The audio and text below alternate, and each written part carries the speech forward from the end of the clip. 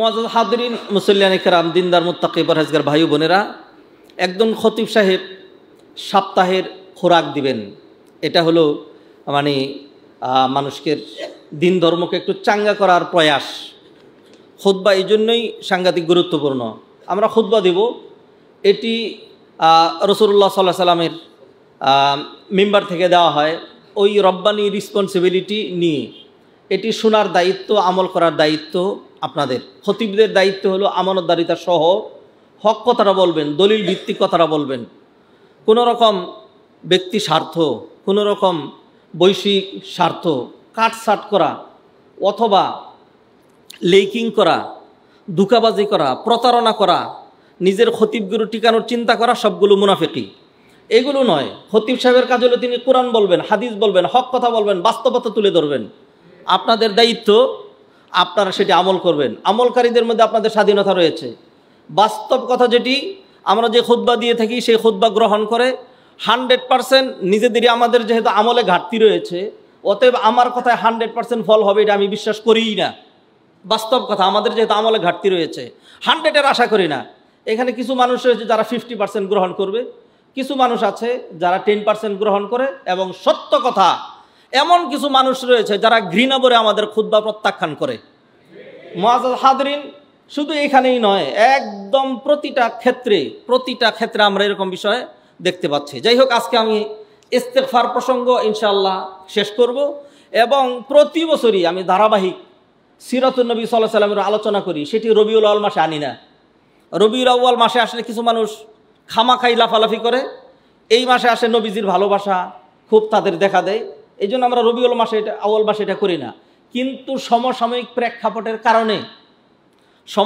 প্রেক্ষাপটের সাথে মিলে যাওয়ার কারণে আমি সেই প্রসঙ্গও আজকে থেকে শুরু করার ইচ্ছা পোষণ করছি। ইনশাআল্লাহ সামনেও এই সিরাতের উপর আরও কিছু খুতবা আমরা দিব। মুআজ্জাজ হাদিরিন, আমি তো একটা মানুষের পরনে কাপড় পরানো, তাকে চিকিৎসা অথবা তার জন্য কি বলে যে সুস্বাদু ফল ফলাদি তখন চিন্তা করব যদি তার প্রাণ থাকে। যদি তার প্রাণ না থাকে তখন আমার এটা চিন্তা নয়। একটি মহিলা যখন অ্যাক্সিডেন্ট হয়ে তার অবস্থা যখন খারাপ হয়ে যায়, তখন যদি আমি বলি মহিলা মানুষ পর্দা করছি, তাকে ধরবো না, তার দিকে তাকাবো না, এটা আপনি দিনদারি বুঝেন নাই। আগে তাকে বাঁচানোর প্রসঙ্গ, আগে তার চিকিৎসার প্রসঙ্গ, তারপরে হলো গিয়ে আপনি এইবার আলাদা হয়ে যান, এইবার আপনি পর্দা করেন। আমাদের ইমানই বাঁচছে না, আমাদের অস্তিত্বই যখন টিকে না, তখন আর শুধুমাত্র সুবহানাল্লাহ, আলহামদুলিল্লাহ এইগুলোর ওয়াজ করার কোনো সার্থকতা নেই। মুআজ্জাজ হাদিরিন, আপনারা বর্তমান প্রেক্ষাপট জানেন। নবী মুহাম্মদ রাসূলুল্লাহ সাল্লাল্লাহু আলাইহি ওয়াসাল্লাম, যার ভালোবাসার নাম ঈমান, যার সুন্নাহর অনুসরণ করে আজকে আপনারা ঘন্টাকে ঘন্টা সময় ধরে কখন থেকে জুমার প্রস্তুতি নিতে শুরু করেছেন, কখন এসছেন, কখন যাবেন, এটি রাসূলুল্লাহ সাল্লাল্লাহু আলাইহি সাল্লামের কারণে। তিনি যদি আজকে আমাদেরকে এই পথের দিকে আহ্বান না করতেন, আমরা যদি তার মাধ্যমে হেদায়েত না পেতাম, তাহলে আমি আর আপনি জান্নাতের আশাবাদী হতাম না। আল্লাহুম্মা সাল্লি আলা মুহাম্মদ ওয়া আলা আলি মুহাম্মদ কামা সাল্লাইতা আলা ইব্রাহিম ওয়া আলা আলি ইব্রাহিম ইন্নাকা হামিদুম মাজিদ।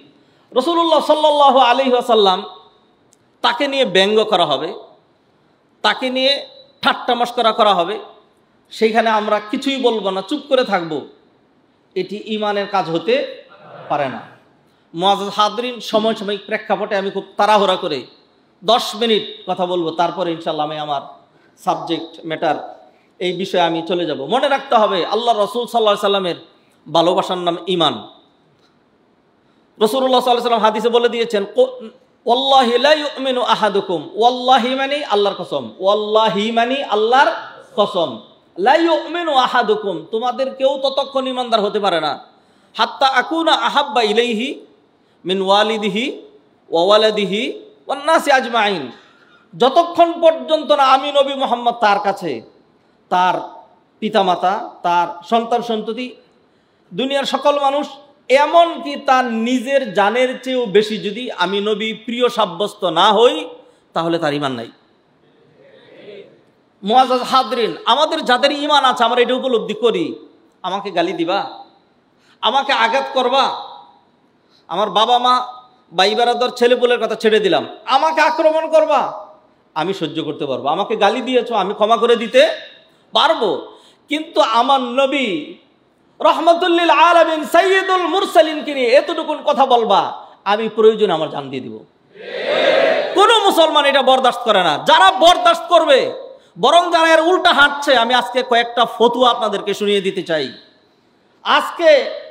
আজকে আমি অত্যন্ত শক্ত ভাষায়, উইথ মাই ফুল স্ট্রেংথ, আমার যতটুকুন শক্তি আছে তা দিয়ে বলতে চাই, যাদের কাছে এই ধরনের প্রটেস্ট, এই ধরনের খুতবা, এই ধরনের আলোচনা, এই ধরনের মিছিল মিটিং, এই ধরনের প্রটেস্ট, এই ধরনের চিত্রগুলো যেই সকল মুসলমানের মধ্যে অ্যালার্জি তৈরি করে, তার ব্লাডের মধ্যে সমস্যা রয়েছে, তার ইমানের ব্লাডের মধ্যে সমস্যা রয়েছে। যাদের ব্লাডে সমস্যা নেই, আল্লাহর কসম করে বলছি, যাদের ব্লাডের মধ্যে সমস্যা নেই, অমুসলিম হইলেও, হিন্দু হইলেও, খ্রিস্টান হইলেও, ইহুদি হইলেও, তারা কোনো নবীকে নিয়ে, কোনো ধর্মকে নিয়ে তারা কথা বলে না। ফ্রান্সের ইতিহাস, আপনি বই পড়া ইতিহাস, আমার সচক্ষে দেখা জানা, কিতাব পড়া, অন্যান্য সবকিছু তো রয়েছে। আমি কয়েকটি পরিসংখ্যান আপনাদের সামনে তুলে ধরতে চাই। মুআজ্জাজ হাদিরিন, আমরা আমাদের মানহাজ আমরা তুলে ধরব। আমাদের মানহাজ, আমরা কশিন কালেও কোনো নবী রাসূলের মধ্যে পার্থক্য করি না। লা নুফাররিকু বাইনা আহাদিম মির রুসুলি, গালিগালাজ ব্যঙ্গ করার প্রশ্নই আসে না। আমরা লাত, মানাত, উজ্জা, কোন রকম দেব দেবতা, কোন রকম ধর্ম, হিন্দু ধর্ম, খ্রিস্ট ধর্ম, ইহুদি ধর্ম, কোন ধর্মকে কটাক্ষ করে, কোন ধর্মকে নিন্দা করে, গালিগালাজ করে আমরা কথা বলি না। কোন আলেম ওলামা কোনদিনই বলেন নাই।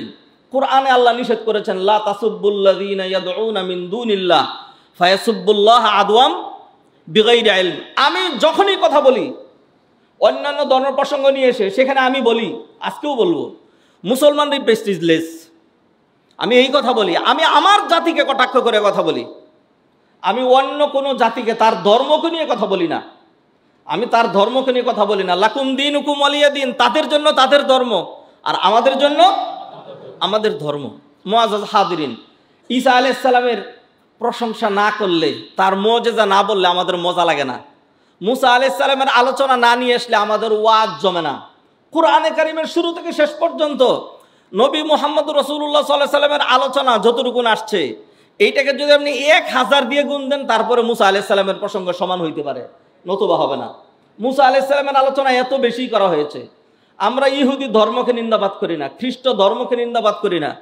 কোন মুসলমান, কোন আলেম আপনি বলতেই পারবেন না যে নাকি ঈসা আলাইহিস সালামকে নিয়ে, মুসা আলাইহিস সালামকে নিয়ে কথা বলেছে, নিন্দাবাদ করেছে, এমন কাউকে আপনারা পাবেন না, পাওয়ার প্রশ্নই আসে না।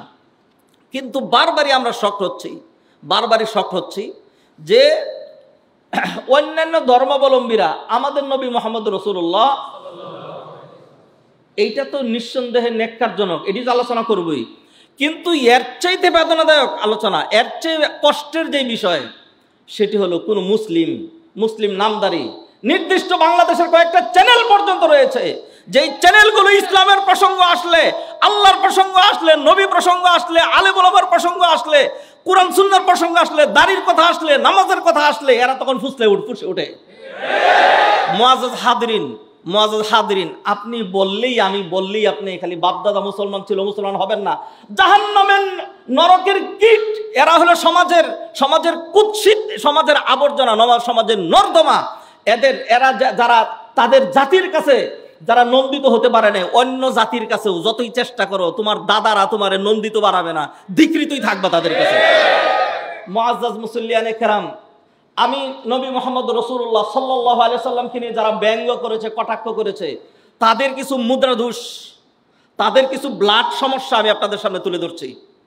এটা তাদেরকে দিয়ে সম্ভব, অন্য কাউকে দিয়ে সম্ভব নয়। আপনি সূরা কালাম 29 পারার, যেখানে আল্লাহ সুবহানাহু ওয়া তাআলা নবী মুহাম্মদ রাসূলুল্লাহ সাল্লাল্লাহু আলাইহি ওয়াসাল্লামের চরিত্রের কথা তুলে ধরেছেন।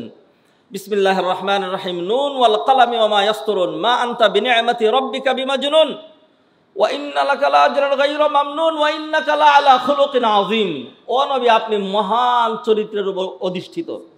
এই কথা বলার পরে আল্লাহ সুবহানাহু ওয়া তাআলা আরো কয়েক আয়াত আপনি যান, এরপরে গিয়ে আল্লাহ সুবহানাহু ওয়া তাআলা বললেন, যারা নবীকে নিয়ে কথাবার্তা বলে তারা কিরকম, উতুল্লিম বা'দা যালিকা জানিম, উতুল্লিম বাদা যালিকা জানিম, যাদের জন্মের মধ্যে সমস্যা আছে, যাদের জন্মের মধ্যে। এবার আমার কাছ থেকে ইতিহাস নেন, আমার কাছ থেকে ইতিহাস নেন এবং সচক্ষে যা দেখেছি সেটি আপনাদের সামনে তুলে ধরব। today.bdnews.com এটা একটা জরিপ। সেই জরিপ যারা করেছে সেটা হলো পরিসংখ্যান সংস্থা ইউরোস্টেট, তাদের একটা জরিপ তুলে ধরেছে। এটা এটা বর্তমানের নয়, এটা 2018 একটা জরিপ। সেইখানে তারা ইউরোপের 26টা, ইউরোপীয় এই সমস্ত দিক থেকে খুব খারাপ অবস্থায় 26টা দেশের উপর জরিপ চালিয়ে তারা যেই কথাগুলি নিয়ে আসছে সেইখান থেকে অক্ষর অক্ষরে লিখে নিয়ে আসছে, সেটা তো আপনাদেরকে শোনাচ্ছি। বিবাহ বহির্ভূত সন্তান জন্মদানে ইউরোপের দেশগুলোতে শীর্ষস্থানে রয়েছে ফ্রান্স। দেশটিতে 100টি শিশুর মধ্যে 60 জনের বাবা মা বিয়ে ছাড়াই তাদের সন্তান জন্ম দেন। পরিসংখ্যান সংস্থা ইউরোস্টেট 2018 জরিপ এটি। এইখানে যে কথাটা নিয়ে আসছে এই কথাটা সত্যি নয়, এই কথাটা সত্যি নয়। এখানে তারা যে জরিপটা নিয়ে আসছে সেটা হলো যে সমস্ত লোকের সরকারি রেজিস্টারে বিবাহ হয় নাই এরকম লোকের যে সন্তানগুলো হচ্ছে, এইটা তারা 2000 আরো আগে জরিপ আরো কম ছিল, এক সময় ছিল 25%, তারপরে হলো 42%, এইভাবে বাড়তে শুরু করেছে। এই 2 বছরে আরো বাড়ছে। যে জরিপটা নিয়ে আসছে সেটা হলো হাজব্যান্ড ওয়াইফের তাদের বৈধ বিবাহ হয় নাই, এখন তাদের ঔরসে যে সন্তানগুলো জন্মগ্রহণ করছে এইগুলো হলো মানে ওই অবৈধ সন্তান হিসাবে তারা কাউন্ট করেছে। আপনি যদি বাস্তবতার সাথে মিলান তাইলে তাদের অবৈধ সন্তানের সংখ্যা, অথবা যদি ইন অ্যানাদার ওয়ার্ড বাস্টার্ড এবং জারজ সন্তান, হারাম মানুষ যেগুলো, এগুলো যদি বলি তাদের সংখ্যা, আল্লাহর রাস্তে বলছি, দায়িত্ব নিয়ে বলছি, আমার মনে হয় কোনোভাবেই 90%-এর কম হবে না। কারণটা তুলে ধরতে চাচ্ছি, সেটা হলো সেইখানকার নারীদের স্বাধীনতা এত বেশি। বিবাহের পরে আমি বলতে বাধ্য হচ্ছি তাদের এটা বোঝানোর জন্য, বিবাহের পর কোন স্ত্রী যদি অন্য লোকের সাথে স্বেচ্ছায় এই ধরনের যৌন মিলনে এই ধরনের কাজ করে, যে নাকি স্বামী যার স্ত্রী সে বাধা দিতে পারবে না, এটা তাদের আইন। আমাদের বাংলাদেশি যারা সেখানে থাকে এমন একজন খুব কষ্ট নিয়ে আমার কাছে এসে যে হুজুর এই অবস্থা কি করবো, বললাম আপনি কিন্তু আমাদের কিছুই করার নাই, কুটে যান, কুটে গিয়ে বলেন। শেষ আমাকে বললো কুটে গেছি, যাওয়ার পরে কোর্ট থেকে তাকে বলছে সাবধান, এটা তার স্বাধীনতা, এখানে তুমি হস্তক্ষেপ করতে পারবে না, তোমার স্ত্রীর স্বাধীনতা। অতএব একজনের স্ত্রী সে যদি আরেকজনের সাথে প্রণয় করে যদি তার বাচ্চা হয়, তাইলে রাষ্ট্রীয় পরিসংখ্যানে এটা বৈধ, যেহেতু এই মহিলার স্বামী আছে, তাইলে এইটাও অবৈধ। যদি স্বামী তার স্ত্রীকে তালাক দিয়ে দেয়, স্ত্রী তার স্বামীকে তালাক দিয়ে দেয়, তাদের আইন অনুযায়ী এটি তালাক হয়ে যায়, এটি তালাক হয়ে যায়। অতএব যদি তালাক হয়ে গিয়ে থাকে, তালাকের পরে যা হবে সেটা কি জিনা ব্যভিচার। সেইখানে তালাক দেওয়ার পরেও কোর্টে যাওয়ার পরে কোর্ট বহুত বোঝানোর চেষ্টা করবে, কারণ তারা জানে তাদের বিবাহ টিকে না। বলবে 3 মাস পরে আবার আসো, তো স্বামী স্ত্রী তো ঝগড়া দিয়ে তালাক দেয়।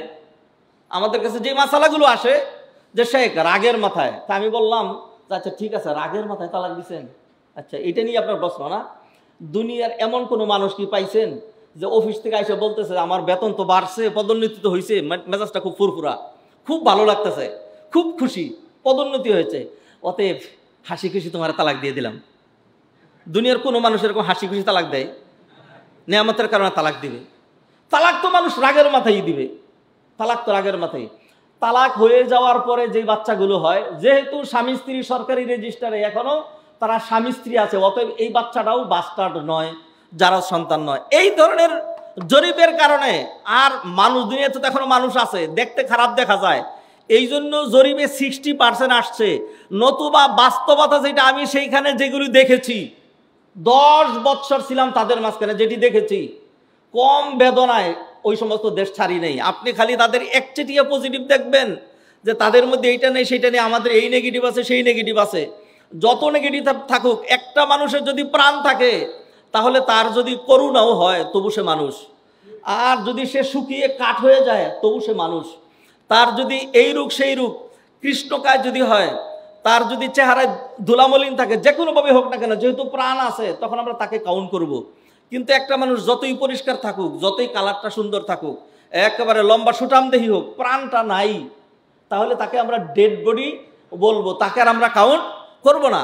আমাদের হাজারো বিধি আছে, আমাদের বাংলাদেশিরা বিশেষ করে, আমি আমাদের কথা বলি, আমরা অনেক বিভিন্ন দিক থেকে আমাদের চরিত্র নেই, মাপে কম দেই, মিথ্যা কথা বলি, প্রতারণা করি, এইটা করি, সুদ ঘুষ সমান তো আমাদের সমাজে আছে, এগুলি জানি। এরপরেও আমাদের কলবের ভিতরে যে একটা ঈমান আছে, লা ইলাহা ইল্লাল্লাহ, এইটার কারণে আমরা জীবন্ত, আর তাদের কলবে লা ইলাহা ইল্লাল্লাহ না থাকার কারণে তারা মৃত। মুআজ্জাজ মুসল্লিয়ানে কেরাম, অতএব কথাগুলো বুঝেন। দুনিয়াতে এখনো কিছু মানুষ আছে, এই কারণে তারা তাদের জরিপটা যেটি দেখিয়েছে সেটি হলো 60% সন্তান তাদের বাস্টার্ড, যারা সন্তান। এবং খুব সম্ভবত এই যে বর্তমান যে প্রেসিডেন্ট ফ্রান্সের ম্যাক্রন, এটা বাস্টার্ডের ঘরের বাস্টার্ড হবে, নতুবা একজন প্রেসিডেন্ট তার এই পুষ থেকে একটা বিশাল বড় একটা ধর্ম, 200 কোটি মানুষ যেই ধর্মের অনুসারী রয়েছে, স্বয়ং তার দেশের যেই জরিপ, তারা বুঝতে পারছে আফটার 50 ইয়ার্স ফ্রান্স হবে মুসলিম সংখ্যাগরিষ্ঠের দেশ, এটা তাদের পরিসংখ্যান ছিল। সেইখানে একটা ধর্মকে নিয়ে, একজন নবীকে নিয়ে এই ধরনের কটাক্ষ, তার কারো মুদ্রা দোষ, ব্লাডের মধ্যে যদি সমস্যা না থাকে তাহলে তারা পারবে না। যে কথা কোরআনে আল্লাহ বলে দিয়েছেন, উতুল্লিম বাদা যালিকা জানিম, উতুল্লিম বাদা যালিকা জানিম। মুআজ্জাজ হাদিরিন, মুসল্লিয়ানে কেরাম, অতএব আমরা আমাদের পূর্ণাঙ্গ ঈমানী শক্তি নিয়ে ধিক্কার জানাচ্ছি, তিরস্কার জানাচ্ছি। আমরা গঠনমূলক প্রতিবাদ করি, আমরা সন্ত্রাসী প্রতিবাদ আমরা করি না, আমরা করব না। তবে এই প্রতিবাদ কেউ যদি না করে, আমার এই আলোচনা, এই ধরনের প্রতিবাদ, আমাদের সমাজের মিছিল, মিটিং, প্রপাগান্ডা, নবীর ভালোবাসা, অন্যান্য লোকজন যেগুলি করেছে, এবং যারা নাকি এরকম উদ্যোগ নিয়েছে যে ফ্রান্স এমবেসি ঘেরাও করবে, এটা তো একটা আমাদের ধিক্কার জানানোর একটা প্রক্রিয়া। আমাদের সরকারের দায়িত্ব আছে, সরকার দায়িত্ব পালন করে সেটা ঠেকিয়ে দিয়েছেন, এটা তো সরকার করবেন, এটা আমি হলেও করতাম, এটা ঠিক আছে। কিন্তু আমাদের যে একটা দায়িত্ব আছে যে ফ্রান্সকে দেখানো যে তোমার এই উদ্যোগে আমরা খুশি নই, আমরা ফুসে উঠেছি, এটা আমাদের প্রমাণ করা দরকার, এর বাহিরে অন্য কিছু না। এইটা যাদের মধ্যে অ্যালার্জি তৈরি করবে তাদেরকে নিয়ে কথা বলছি, যে সকল মুসলমানদেরকে নিয়ে। আমি ধিক্কার হিন্দুদেরকে জানাচ্ছি না, আমি ধিক্কার ইহুদিদেরকে জানাচ্ছি না, আমি ধিক্কার খ্রিস্টানদেরকে জানাচ্ছি না। তারা জুলুম করেছে, সেই জন্য এর পাল্টা কাউন্টার আমি ঈসা আলাইহিস সালামকে, মুসা আলাইহিস সালামকে, খ্রিস্ট ধর্মকে, ইহুদি ধর্মকে, হিন্দু ধর্মকে, তারপরে হলো দুর্গাকে আমি গালিগালাজ করব না, আল্লাহ সুবহানাহু ওয়া তাআলা নিষেধ করেছেন। আমরা সেই বেআইন হিসেবে যাচ্ছি না, আমরা আমাদের পক্ষ থেকে কাউন্টার দেব। রাসূলুল্লাহ সাল্লাল্লাহু আলাইহি সাল্লামের পক্ষ অবলম্বন করা এটি আমাদের জন্য ফরজে আইন, ফরজ না, ফরজে আইন, প্রতিটা মানুষের উপর ফরজ। কিছু হুজুর করবে, কিছু মাদ্রাসার ছাত্র করবে, আপনার দায়িত্ব আঞ্জাম হয়ে যাবে? অবশ্যই হবে না। মুআজ্জাজ হাদিরিন, এইবার আসুন হাদিসের মধ্যে। রাসূলুল্লাহ সাল্লাল্লাহু আলাইহি সাল্লাম বলেছেন, মান রাআ মিনকুম মুনকারান ফালিয়ুগাইয়িরহু বিয়াদিহি। কোনো ব্যক্তি যদি কোনো গর্হিত কোনো অন্যায় লক্ষ্য করে, তাহলে তার উপর ফালিয়ুগাইয়িরহু বিয়াদিহি, তার উপর ফরজ কর্তব্য, শক্তি থাকলে শক্তি প্রয়োগ করে এটাকে চেঞ্জ করবে। ফাইন লাম ইয়াস্তাতি, যদি শক্তি না থাকে, ফাবি লিসানি, তাহলে জবান দিয়ে বাধা দিবে, মিছিল করবে, মিটিং করবে, ধিক্কার জানাবে, খুতবা দিবে, আলোচনা করবে, লিখনির মাধ্যমে প্রতিবাদ জানাবে, ফেসবুকে লিখবে, ইউটিউবে লিখবে, মিডিয়ার মাধ্যমে লিখবে। এটা তাদের উপর ফরজ কর্তব্য। ফাইন লাম ইয়াস্তাতি ফাবি লিসানি, ফাইন লাম ইয়াস্তাতি ফাবি কলবি।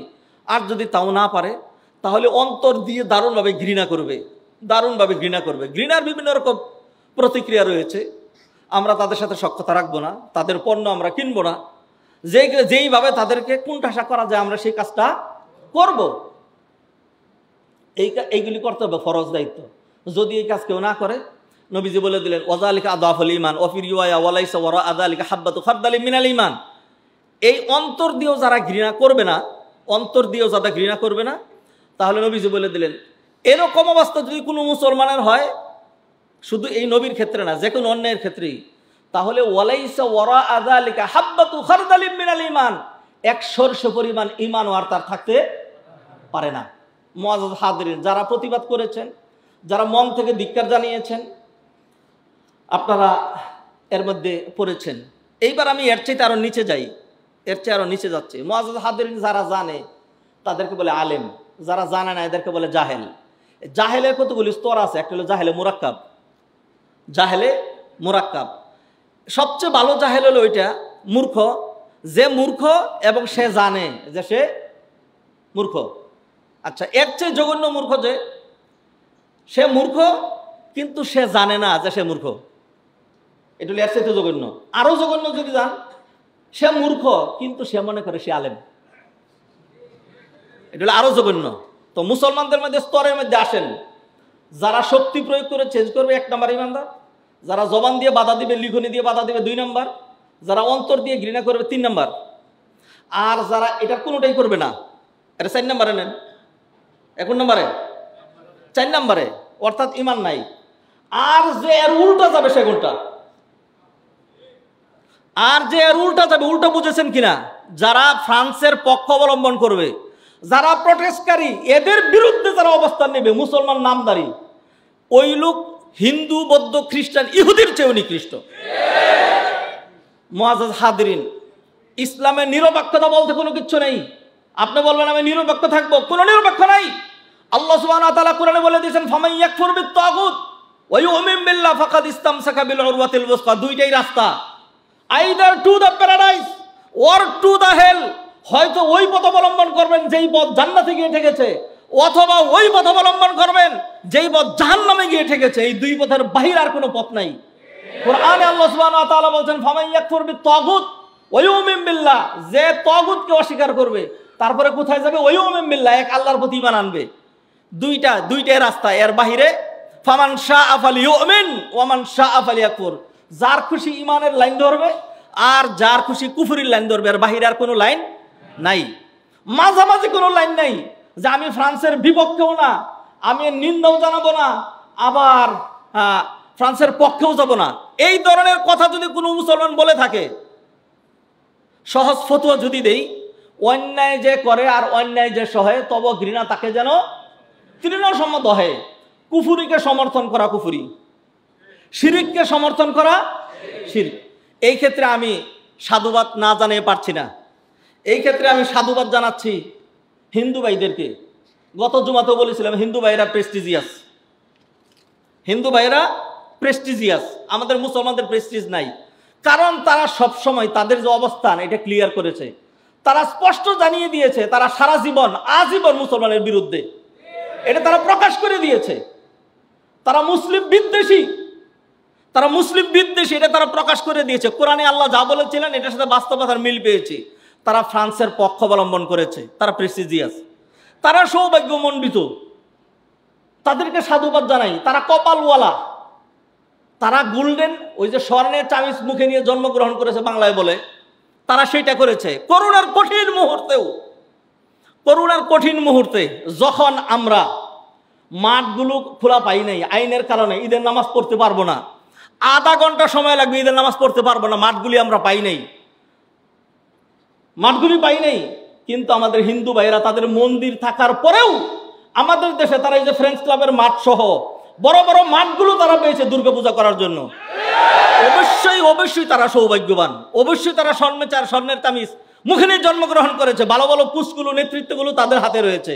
মুসলমানরা প্রেস্টিজলেস জাতি, ধিক্কার দিচ্ছে আপনাদেরকে, ধিক্কার দিচ্ছে স্বয়ং আমাকে। মুআজ্জাজ হাদিরিন, মুসল্লিয়ানে কেরাম, নবী রাসূলুল্লাহ সাল্লাল্লাহু আলাইহি সাল্লামের পক্ষাবলম্বন, দ্বীন ইসলামের পক্ষাবলম্বন করবই, সেই পক্ষে আমি থাকবই। এইটাই আমার পথ। এই পথে যদি আমার জীবন থাকে থাকবে, আর এই পথে যদি আমার মৃত্যু হয়ে যায় সেই মৃত্যু আমার জন্য কাম্য। মুআজ্জাজ মুসল্লিয়ানে কেরাম, অতএব যে সকল মুসলমানরা আমি হুঙ্কার দিচ্ছি, আমি সিংহের মতো গর্জন দিতে চাচ্ছি, যারা আজকে ফ্রান্সের পক্ষ অবলম্বন করেছে, যারা মুসলিম প্রটেস্টকারীদের বিরুদ্ধে যারা অবলম্বন করেছে, যারা মিডিয়াতে ইনিয়ে বিনিয়ে বিভিন্নভাবে তাদের পজিটিভ তুলে ধরার আর আমাদের নেগেটিভ তুলে ধরার চেষ্টা করে, তাদের উপর আল্লাহর পক্ষ থেকে লানত এবং গজব পতিত হোক। মুসল্লিয়ানে কেরাম, দিনদার মুত্তাকি পরহেজগার ভাই ও বোনেরা, অতএব ইমানদারের পথ একদম ক্লিয়ার থাকবে। ইমানদার আল্লাহর পক্ষে থাকবে। ইমানদার উলাইকা হিজবুল্লাহ আলা ইন্না হিজবাল্লাহি হুমুল মুফলিহুন আলা ইন্না হিজবাল্লাহি হুমুল গালিবুন। আমরা রাসূলুল্লাহ সাল্লাল্লাহু আলাইহি সাল্লামের পথেই ছিলাম, রাসূলুল্লাহ সাল্লাল্লাহু আলাইহি সাল্লামের পথেই আমরা থাকবো। মুআজ্জাজ হাজিরিন, যারা রাসূলুল্লাহ সাল্লাল্লাহু আলাইহি সাল্লামকে কষ্ট দেয় আর যারা এই কষ্ট সমর্থন করে, আল্লাহ কোরআনে বলে দিয়েছেন ওয়াল্লাযীনা ইউযুনা রাসূলাল্লাহি লাহুম আযাবুন আলীম, যারা নবীজিকে কষ্ট দেয় তাদের জন্য পীড়াদায়ক শাস্তি রয়েছে। মুআজ্জাজ হাজিরিন, অনেকে হয়তো আপনারা ওই ম্যাক্রনের ওই বমি করা স্লোগান হয়তো অনেকে আপনারা নিয়ে আসবেন যে একটা স্বাধীনতা আছে না, মানুষের একটা স্বাধীনতায় হস্তক্ষেপ করেন আপনারা। আপনি পারলে, আপনি যে এত স্বাধীন দেশে তো আপনি থাকেন, মা বোনদের ইজ্জত বিক্রি করে এই দেশের স্বাধীনতা আমরা অর্জন করেছি। মা বোনদের ইজ্জত বিক্রি করে এই দেশে স্বাধীনতা অর্জিত হয়েছে। আপনি যার হাইওয়েতে বসে গিয়ে আপনি এই রুটে গিয়ে আপনি পায়খানা করেন, বসেন দেখি পারেন নাকি? আপনি স্বাধীন, পারলে আমাদের প্রধানমন্ত্রীকে গালি দেন দেখি পারেন কিনা? স্বাধীনতা মানে এটা নয়। মুআজ্জাজ হাজিরিন, স্বাধীনতার একটা লিমিটেশন রয়েছে। আমি স্বাধীন মানে যে কোনো ঘরে আমি আগুন লাগিয়ে দিব, আমি স্বাধীন মানে দুর্গা পূজা হচ্ছে আমি দুর্গাকে নিয়ে গালি দিব, অসম্ভব। এইটা স্বাধীনতার অর্থ নয়। স্বাধীনতারও লিমিটেশন আছে। কেউ যদি মনে করেন যে আমি absolute, I deserve my absolute freedom, কেউ যদি এটা মনে করে আমি 100% স্বাধীন, ইসলামে কোনো 100% স্বাধীনতা নেই। ইসলামের স্বাধীনতা বলতে কোনো কিছু নেই। আল্লাহ সুবহানাহু ওয়া তাআলা আমাদেরকে পরাধীন করি, আল্লাহ সুবহানাহু ওয়া তাআলা বিধান দিয়ে দিয়েছেন, ওই বিধানের গোলাম করেই আল্লাহ সুবহানাহু ওয়া তাআলা আমাদেরকে দুনিয়াতে পাঠিয়েছেন। অতএব মুআজ্জাজ হাজিরিন, স্বাধীনতা মানে এটা নয়। স্বাধীনতা মানে আমি ঈসা আলাইহিস সালামকে নিয়ে, আমি খ্রিস্ট ধর্মকে নিয়ে, আমি হিন্দু ধর্মকে নিয়ে, আমি দুর্গাকে নিয়ে, কালীকে নিয়ে গালিগালাজ করবো, কলঙ্ক লেখন করবো, সেটা নয়। কোনোদিনই করি নাই। একটা সিঙ্গল প্রমাণ কেউ দেখাইতে পারবেন না। কোনোদিনই করি না। অন্য ধর্মকে নিয়ে আমরা কটাক্ষ করি না। আমি সারা জীবন নিন্দাবাদ করেছি আমার এই ভাইদের, যাদের প্রেস্টিজ নাই, যারা নিজের স্বকীয়তা ভুলে গিয়েছে, যাদের নিজেদের ধর্ম কমপ্লিট হওয়ার পরেও, লেটেস্ট ধর্ম হওয়ার পরেও যারা এই ধর্ম ছেড়ে অন্য ধর্মের দিকে যারা গিয়েছে। মুআজ্জাজ হাজিরিন, অমুসলিমদের মধ্যে অনেক নিষ্ঠাবান, ন্যায়পরায়ণ অনেক মানুষ রয়েছে, অনেক জ্ঞানী রয়েছে। যেমন একজন, তার নাম হলো মাইকেল হার্ট। সে একটা দি হান্ড্রেডস নামক একটা বই লিখেছে। আরবিতে এর অনুবাদ হলো আল খালিদুন আমিয়া, মানে যারা চিরস্থায়ী জীবন লাভ করেছে তারা, তাদের সংখ্যা 100 জন। সেইখানে ওয়ালা রাসিহিম আলা আউয়ালিল কাইমা ওয়াদাউ ইসমা নবিয়িনা মুহাম্মাদিন সাল্লাল্লাহু আলাইহি সাল্লাম। খ্রিস্টান হওয়ার পরেও, ইহুদি হওয়ার পরেও তারা ইনসাফের সাথে সবার উপরে নবী মুহাম্মদ রাসূলুল্লাহ সাল্লাল্লাহু আলাইহি সাল্লামের নাম রেখেছে। আল্লাহ সুবহানাহু ওয়া তাআলা রাসূলুল্লাহ সাল্লাল্লাহু আলাইহি সাল্লামের সামনে বলেছেন ওয়ারাফা'না লাকা যিকরাক, ও নবী, আপনার স্মরণ, আপনার মান মর্যাদা আমি উপরে উঠিয়ে দিয়েছি। সুতরাং আমি আর আপনার সমর্থন না করলেও যে নবী একবারে অবহেলিত হয়ে গেলেন, ব্যাপারটা এরকম না। বরং এখানে দেখার বিষয় হলো আমি আপনি কতটুকু করলাম। আমি একটা জিনিস তাহকিক করার সুযোগ পাই নাই, গবেষণার সুযোগ পাই নাই, সেখান থেকে বলছি, ইনশাআল্লাহ ভবিষ্যতে তাহকিক করে বলে দিব। ইব্রাহিম আলাইহিস সালামকে যখন আগুনে নিক্ষেপ করা হয়, ইব্রাহিম আলাইহিস সালামকে, এটি আমি যখন লালবাগ মাদ্রাসায় পড়ি তখন আমার উস্তাদের মুখে শোনা, তিনি আব্দুল মজিদ ফিরুজি, তিনি আলোচনা করতেন, বেঁচে থাকলে আল্লাহ নেক হায়াত দেন, আর যদি দুনিয়া থেকে চলে গিয়ে থাকেন আল্লাহ জান্নাতবাসী করেন। তিনি আলোচনা বলেছিলেন ইব্রাহিম আলাইহিস সালামকে যখন আগুনে নিক্ষেপ করা হলো তখন ব্যাঙ একটু প্রস্রাব করে দিয়েছিল। ব্যাঙকে প্রশ্ন করেছে, কেন প্রস্রাব করলা? বললো যে আমার প্রস্রাবে আগুন নিববে না, কিন্তু আমার তো এর চেয়ে বেশি করার কিছুই নেই, আমি সেই জন্য এটুকুন করলাম। আর একটা পাখির কথা উনি বলেছিলেন, আমার এখন মনে পড়ে, হুমা পাখি। কি এটা কি পাখি আমি জানি না। এই হুমা পাখি নাকি উপর থেকে পেশাব করে দিয়েছিল যাতে আগুনটা নিভে যায়। না, ফু দিয়েছিল, হুমা ফু দিয়েছিল আগুনটা জ্বালানোর জন্য। এই জন্য কেউ যদি ওইটাকে মারে, পাখি অথবা টিকটিকির মতো নাকি জানি না, পুরোপুরি মনে নাই, কেউ যদি ওইটাকে মারে তাইলে তার জন্য অনেক বেশি মর্যাদার কারণ। এইখান থেকে এই ঘটনা সত্য হোক মিথ্যা হোক, এটা ইসরায়েলি রেওয়ায়ত হইতে পারে, আমি আগে গবেষণার সুযোগ পাইনি বলে নিচ্ছি। বিষয় এটা না, বিষয় হলো এটা সমর্থনে সহিহ হাদিস রয়েছে। আল্লাহ নবীজি সাল্লাল্লাহু আলাইহি ওয়াসাল্লাম বলেছেন ইন্নামাল আমালু বিন্নিয়াত, নিয়ত অনুযায়ী। আপনার মনের ভিতরে কি আছে আপনি ভালো জানেন। যদি এই আলোচনাগুলো আপনার মনের ভিতরে অ্যালার্জি তৈরি করে থাকে তাহলে আপনি আপনার কলবের চিকিৎসা করেন, হার্টের রোগীর জন্য চলে যান, হার্ট ফাউন্ডেশনে চলে যান, সেখানে চিকিৎসা করেন। আপনার কি চিকিৎসা করবেন? যে আপনার হার্ট নষ্ট, অর্থাৎ ইমান নাই এর ভিতরে, ওই হার্ট ফাউন্ডেশনের কাজ হবে না, আপনি ইমানকে নবায়ন করেন। আর যদি কারো মনের ভিতরে কষ্ট লেগে থাকে, আমার নবীকে নিয়ে তারা এরকম ব্যঙ্গ করবে, তারা হাসবে, এই অসভ্য জাতি বর্বর চাইতে, আমি নিজে সেখানে গিয়েছি। আজকে মুসলমানরা যদি প্রেস্টিজিয়াস হতো, আমি সত্য কথা বলছি আপনাদের সামনে, আমি সেখানে গিয়ে দেখলাম, আমার ফ্যামিলি সহ গিয়ে, আমি তো সেখানে 1 পয়সা খরচ করে যাই নাই, গিয়েছি ইসলামিক আলোচনা করার জন্য। আমি তো আলোচনা করার জন্য সেখানে গিয়েছি। গিয়ে দেখি তাদের যেই ওই যে লেডি গেস্ট যেই হোটেলে মানে ওই যে মানে তার ফ্রেন্ডকে ইয়া করে যে খেয়েছিল, একের পর এক খেয়েছিল, সেই লাঞ্চন হোটেল, সেইটাও দি লাঞ্চন, সেখানে সেটা আমি দেখেছি। ওইখানে গিয়া দেখি ট্যুরিস্টদের অ্যাটলিস্ট 70% ট্যুরিস্ট হলো অ্যারাবিয়ান, যাদের চেহারা দেখলে কথাবার্তা শুনলে আমি বুঝতে পারছি বস্ত্রেরও ঠিক নাই, কোনো কিছু ঠিক নাই।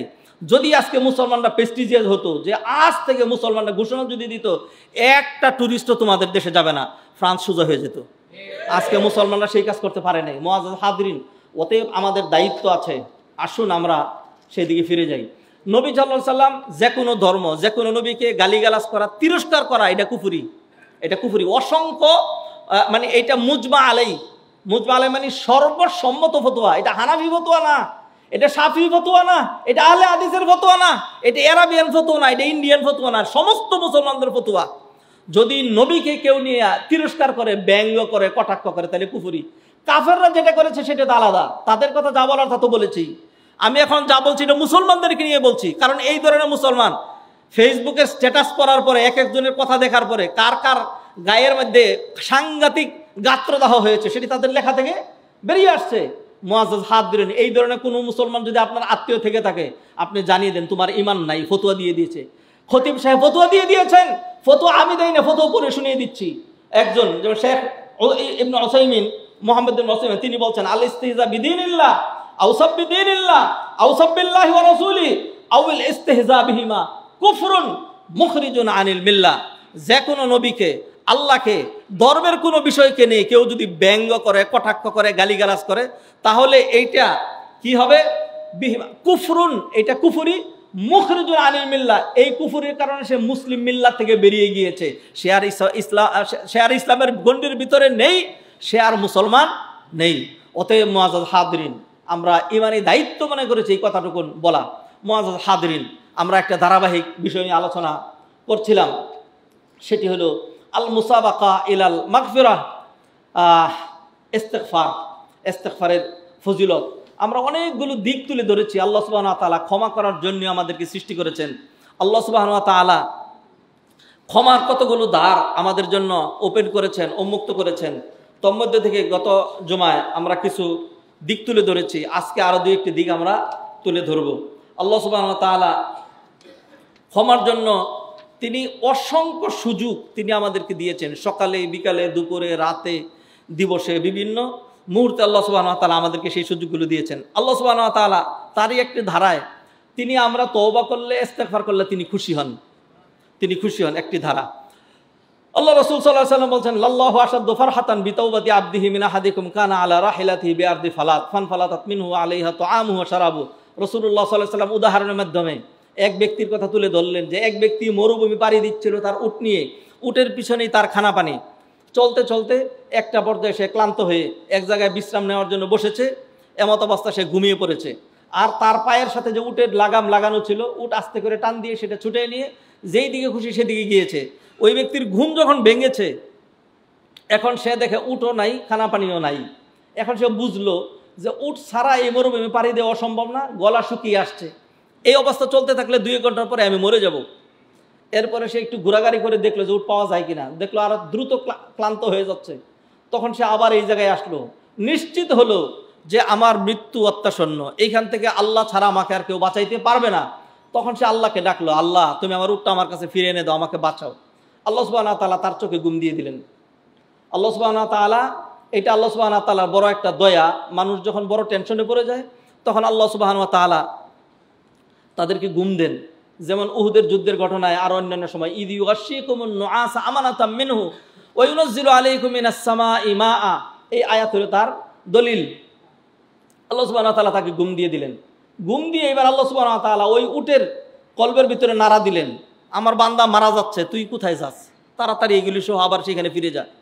তারপর উট দৌড়ে আবার এখানে আসছে। উট যখন তার পায়ের কাছে আসছে, আল্লাহ এবার ওই লোকের জায়গায় দিয়েছে, আর ঘুমাইস না, উঠ। এইবার সে উঠে দেখে ওই উট তার যাবতীয় সবকিছু সহ তার পায়ের কাছে দাঁড়ানো।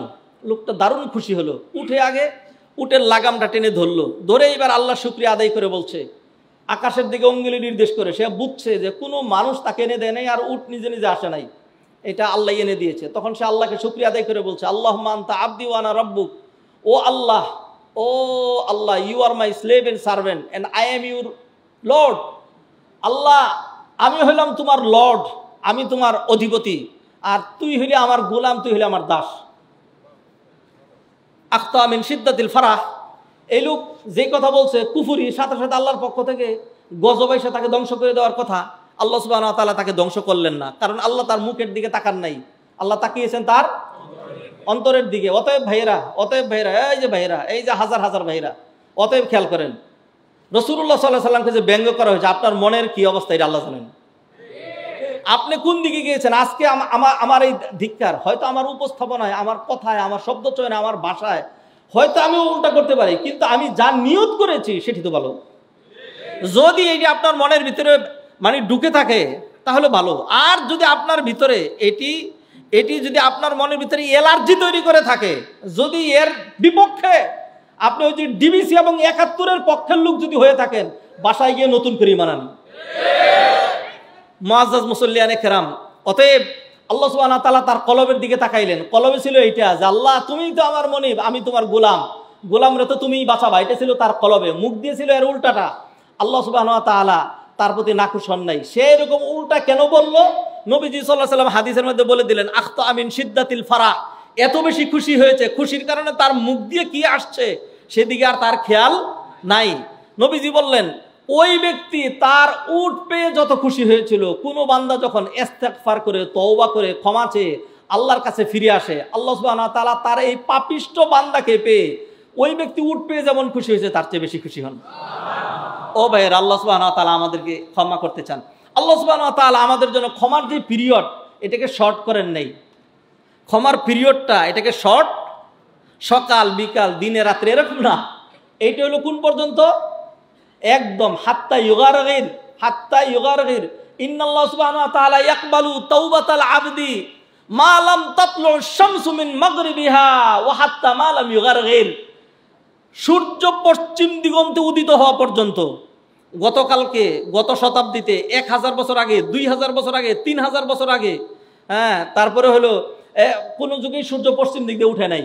আজকে উঠছে না, কালকে উঠছে না।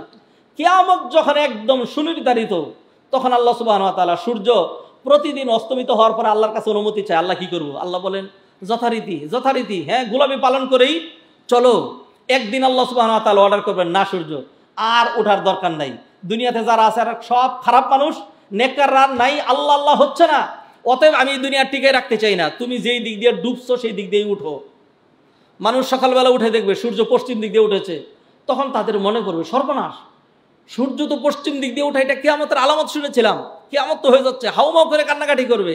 কিন্তু তখন কান্নাকাটি করলে আর কোনো লাভ হবে না। ওই সূর্য পশ্চিম দিগন্তে উদিত হওয়ার আগ পর্যন্ত আল্লাহ ক্ষমা করার জন্য রেডি আছেন।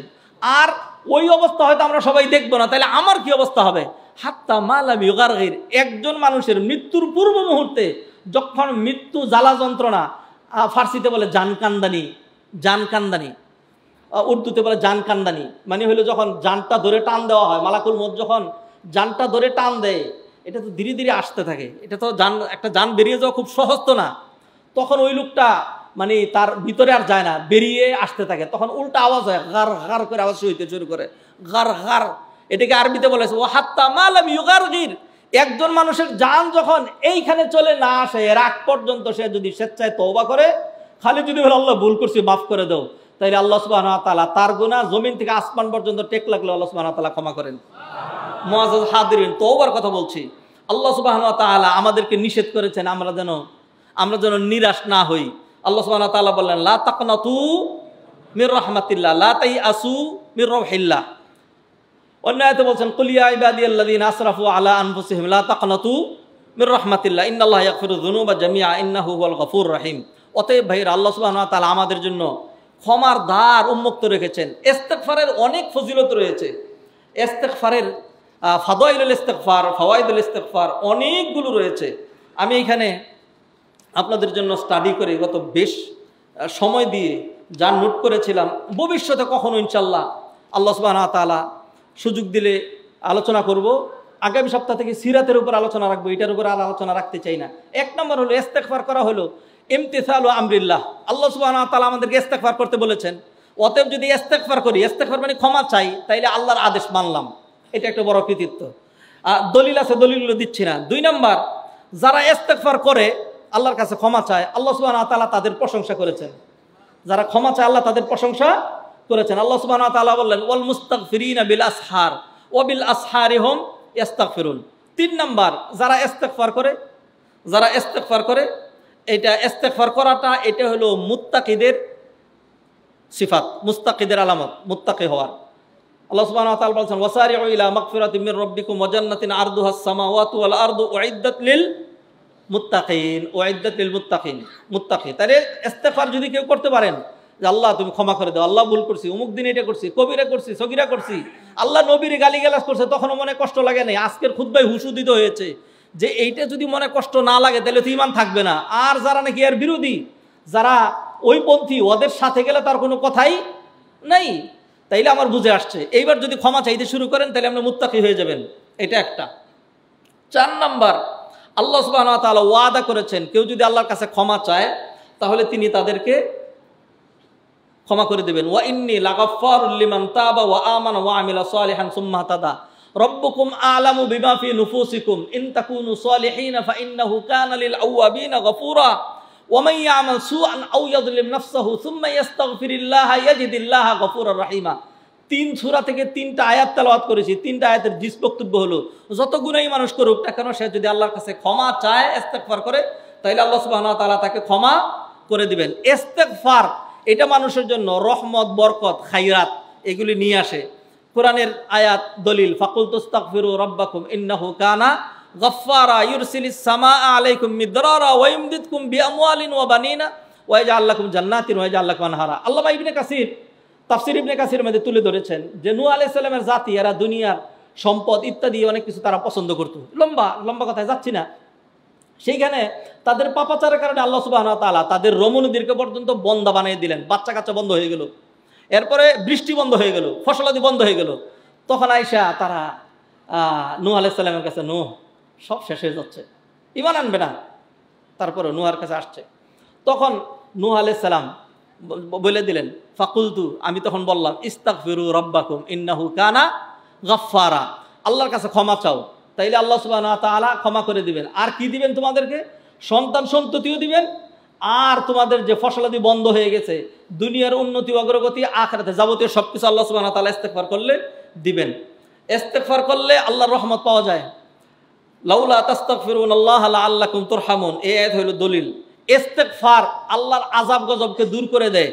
ওমা কানা আল্লাহু লিয়ুআযযিবাহুম ওয়া আনতা ফীহিম ওমা কানা আল্লাহু মুআযযিবাহুম ওয়া হুম ইস্তাগফিরুন। আল্লাহ সুবহানাহু ওয়া তাআলা কোন জাতি যতক্ষণ আল্লাহর কাছে ইস্তেগফার করতে থাকবে, আল্লাহ তখন তাদের উপর আযাব গজব চাপায়া দিবেন না। শুধু ব্যাখ্যা ছাড়া শুধু পয়েন্টগুলো বলে যাচ্ছি। আল ইস্তিগফার ইয়াজলিবুল কুওয়াতা ওয়াল খাইর, ইস্তিগফার করলে এটা মানুষের জন্য কল্যাণ এবং শক্তি মানুষের জন্য বয়ে নিয়ে আসে, শক্তিশালী। যদি আমরা আল্লাহর কাছে ইস্তিগফার করি, আমরা তো এখন দুর্বল জাতি, এমন দুর্বল জাতি 40 লাখ ইহুদি আমাদেরকে শর্ট দেয়, আর ওই দিক থেকে শর্ট গ্রহণ করে ওই যে খ্রিস্টানরা। অথচ আমরা 200 কোটি মুসলমান, আমরা দুর্বল। আসুন ইস্তেগফার করি, তাহলে আল্লাহ সুবহানাহু ওয়া তাআলা আমাদেরকে সবল বানিয়ে দিবেন। দলিলটা নেন। আল্লাহ সুবহানাহু ওয়া তাআলা বলেন ওয়া আনিস্তাগফিরু রাব্বাকুম সুম্মা তুবু ইলাইহি ইউমাত্তিউকুম মাতাআন হাসানান ইলা আজালিম মুসাম্মা ওয়া ইউতি কুল্লাযী ফাদলিন ফাদলাহ, এই আয়াত হলো দলিল। 9 নাম্বার, আল ইস্তিগফার সুন্নাতুল আম্বিয়া ওয়াল মুরসালিন, এটা নবীদের সুন্নাত। নবীরা ইস্তিগফার করতেন। কারা কারা ইস্তিগফার করেছেন? আদম আলাইহিস সালাম বললেন রব্বানা যালামনা আনফুসানা ওয়া ইল্লাম তাগফির লানা। নূহ আলাইহিস সালাম রব্বিগফিরলি ওয়া লিওয়ালিদাইয়া ওয়া লিমান দাখালা বাইতিয়া মুমিনান ওয়া লিল মুমিনিনা ওয়াল মুমিনাত। মুসা আলাইহিস সালাতু সালাম রব্বি ইন্নী যালামতু নাফসি ফাগফিরলি ফাগফারা লা। ইউনূস আলাইহিস সালাম লা ইলাহা ইল্লা আনতা সুবহানাকা ইন্নী কুনতু মিনাজ জালিমিন। শুআয়ব আলাইহিস সালাম ক্বালা শুআয়ব লিকওমিহি ইস্তাগফিরু রাব্বাকুম সুম্মা তুবু ইলাইহি। সালেহ আলাইহিস সালাম তিনি বলছেন ক্বালা ইয়া কওমি ইবুদুল্লাহ মা লাকুম মিন ইলাহিন গায়রুহু ওয়া আনশাআকুম মিনাল আরদি ওয়াস্তামারাকুম ফিহা ফাস্তাগফিরু। এইভাবে সকল নবী, আর আমাদের নবীর কথা তো রয়েছেই। ভাইয়েরা, ইস্তেগফার যদি কেউ করে ইস্তেগফার, তাহলে তার মনের টেনশন, আমরা অনেক সময় বলি হুজুর মনটা খুব খারাপ, খুব টেনশন, খুব দুশ্চিন্তায় আছি, ছেলে এরকম, মেয়ে এরকম, এরকম হচ্ছে না, এই হচ্ছে না, সে হচ্ছে না। ভাইয়েরা, দুনিয়া যদি চান, হাসান বসরিকে প্রশ্ন করা হয়েছিল, হাসান বসরি রাদিয়াল্লাহু তাআলা যে এসে বলছে যে আমার তো এরকম মানে বকরি দুধ দিচ্ছে না। আরেকজন এসে বললো যে দুর্ভিক্ষ দেখা দিয়েছে। আরেকজন এসে বললো এইটা দুনিয়ার সমস্যা, আখিরাতের সমস্যা, যাই বলছে তিনি বললেন যে তুমি যাও গিয়ে বলবো আস্তাগফিরুল্লাহ আস্তাগফিরুল্লাহ, খালি এটা বলবো আস্তাগফিরুল্লাহ আস্তাগফিরুল্লাহ। বাংলা হইলে আল্লাহ ক্ষমা করে দেন, আল্লাহ ক্ষমা চাই, আল্লাহ মাফ করে দেন, আল্লাহ ভুল করছি, এগুলো বাংলা। আস্তাগফিরুল্লাহ এটা করো। এরপরে তাকে বলা হলো যে যেটা নিয়ে সামনে এটা বলেন কেন? তখন তিনি কোরআনে আয়াত করে দলিল দিয়েছেন, দেখো কোরআনে আল্লাহ দলিল দিয়েছেন, আমি আমার নিজের পক্ষ থেকে কিছুই বলি নাই। ইস্তিগফার ইউনাক্কিল কলবা ওয়া ইউতাহহিরু, ইস্তিগফার করলে আমাদের যে অন্তর নষ্ট হয়ে গিয়েছে এটিকে আল্লাহ সুবহানাহু ওয়া তাআলা পরিশুদ্ধ করে দিবেন। হাদিসে আল্লাহ রাসূল সাল্লাল্লাহু আলাইহি ওয়াসাল্লাম বলছেন, ইন্নাল আবদা ইযা আখতা খাতিআতান নুকিতাত ফি কলবিহি নুকতাতুন সাউদা। কোন বান্দা যদি গুনাহ করে, একটা গুনাহ করলেন তো আপনার কাপড়ের মধ্যে কি লাগলো, আপনার কলবের মধ্যে একটা দাগ পড়লো, আরেকটা দাগ পড়লো, আরেকটা দাগ পড়লো, এরকম করতে করতে কলবটা ঢাকা পড়ে যায়। কাল্লা বাল রানা আলা কুলুবিহিম মা কানু ইয়াকসিবুন, আমাদের কৃতকর্মের কারণে আমাদের কলব এরকম হয়ে গিয়েছে।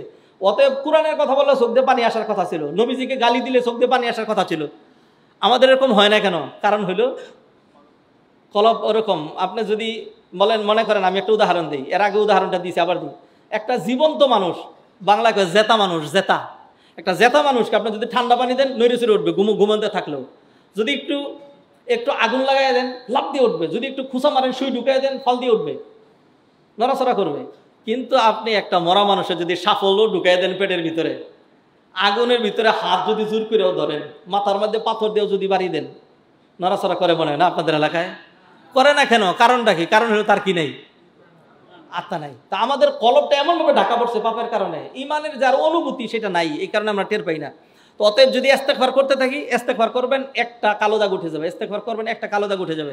আরও অনেক আলোচনা ছিল, সময়ের দিকে তাকিয়ে আমি শেষ করে দিচ্ছি। মুআজ্জাল হাদিরিন, শাইখুল ইসলাম ইমাম ইবনু তাইমিয়াহ রাহিমাহুল্লাহ, কালকে পড়তে গিয়ে সেখানে দেখলাম যে তার এক অনুসারী তাকে প্রশ্ন করেছেন যে শেখ কি করব, সুবহানাল্লাহ আলহামদুলিল্লাহ এগুলি পড়বো নাকি আস্তাগফিরুল্লাহ পড়বো? এত সুন্দর উত্তর দিয়েছেন, আপনি মনে হয় উত্তরটা জানেন কিনা জানি না। তখন তিনি বললেন, উদাহরণ দিলেন যে শুনো, যদি কাপড় পরিষ্কার থাকে তাইলে এটার মধ্যে আতর গোলাপ ছিটানো, একটু আতর লাগানো, ইস্তারি করা, এটা পজিটিভ। আর যদি কাপড় ময়লা থাকে তাহলে সেটা ধোয়া।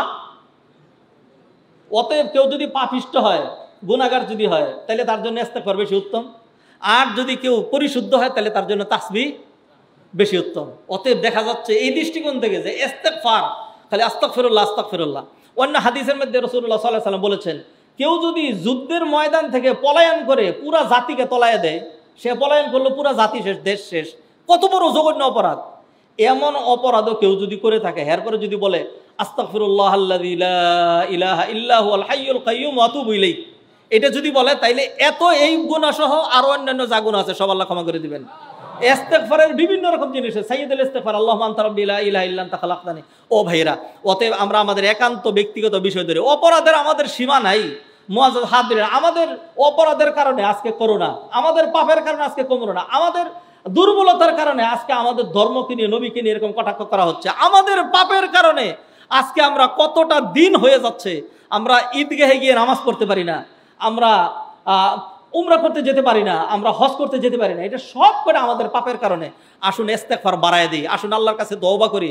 আল্লাহ সুবহানাহু ওয়া তাআলা এই তওবা করলে, ইস্তেগফার করলে, আল্লাহর কাছে ক্ষমা চাইলে আল্লাহ আযাব গজব উঠিয়ে নেবেন, আর আমাদের জন্য হজ উমরা সুযোগও তিনি তৈরি করে দেবেন। সর্বোপরি সম্মানিত ভাইয়েরা, কেউ যদি রাসূলুল্লাহ সাল্লাল্লাহু আলাইহি ওয়াসাল্লামের পক্ষাবলম্বন করে, কেউ যদি সুশৃঙ্খলভাবে এর জন্য প্রতিবাদ জানায়, মিছিল করে, মিটিং করে, আলোচনা করে, তাহলে আল্লাহর রস্তে ভাইয়েরা, আপনার বুদ্ধি, আপনি আপনার জগতে থাকেন না, আপনার জগতে থাকেন না, এক একটার জগৎ এক একটা আছে। তো আমি যদি বিল্ডিংয়ের প্ল্যানে আমি মতামত দেই না, দিব না, কারণ সেটার জন্য আর্কিটেক্ট আছে, ইঞ্জিনিয়ার আছে, সেখানে ঔষধ লেখার জন্য ডাক্তাররা আছে, সেটা করবে।